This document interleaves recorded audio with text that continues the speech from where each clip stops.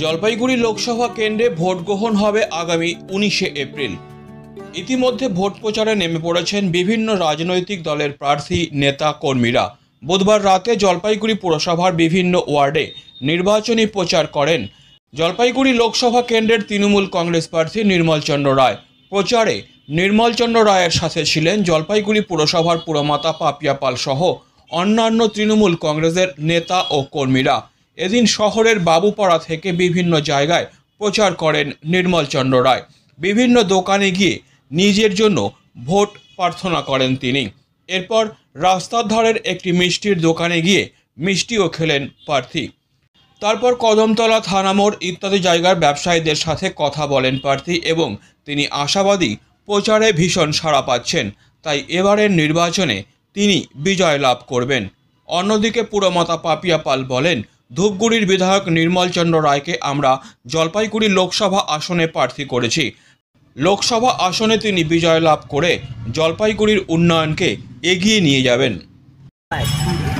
আমি খুব অভিভূত এবং খুব আপ্লুত হয়ে গেলাম যে সে আমাকে মিষ্টি খাওয়ানো। আর বেকারত্ব যেটা বলে আর কি, বেকারের ডেফিনিশনটা ঠিক আমাদের যে সরকারি চাকরি পেলে যে বেকার সমস্যার সমাধান, কর্মসংস্থানটা বেকার মানে কর্মসংস্থান, সেই ইয়ং ছেলে হয়ে আজকে যে ব্যবসার সাথে যুক্ত হয়েছে। আমাদের আচার্য প্রফুল্লচন্দ্র রায় বলেছিলেন, চাকরি ছাড়াও ব্যবসা হবে, বাঙালিকে সেটা উপদেশ দিয়েছিলেন। আমাদের তো প্রচার করতেই হবে, সময় দিতেই হবে। এটা একটা রাজনৈতিক লড়াই, প্রতিপক্ষকে কখনোই জায়গা ছেড়ে দেওয়া যাবে না।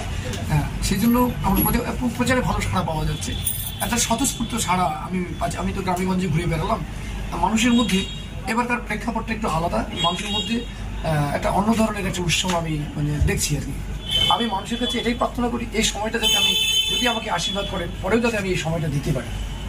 আমাদের প্রার্থী তৃণমূল কংগ্রেসের ডক্টর নির্মল চন্দ্র রায়, উনি আজকে এই বাবুপাড়া যে রাস্তা, বাবুপাড়ার মোড় থেকে মানুষের সঙ্গে জনসংযোগে নেমেছেন। বাবুপাড়ার একটা রাস্তার এক সাইড 7 নম্বর ওয়ার্ড এবং অপর সাইড 8 নম্বর ওয়ার্ড।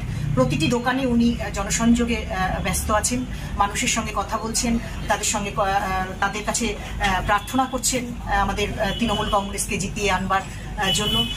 এবং সর্বোপরি এটাই বলতে হয় যে উন্নয়ন যেভাবে আমরা দেখেছি, আমরা আমাদের সরকারের আমলে যেভাবে উন্নয়ন মানুষ চোখে দেখছে, সর্বোপরি সাধারণ মানুষের পাশে থেকে সামাজিক প্রকল্পের সঙ্গে বেঁধে দেওয়া প্রতিটি পরিবারকে মানুষের প্রচণ্ডভাবে সাড়া পাচ্ছি।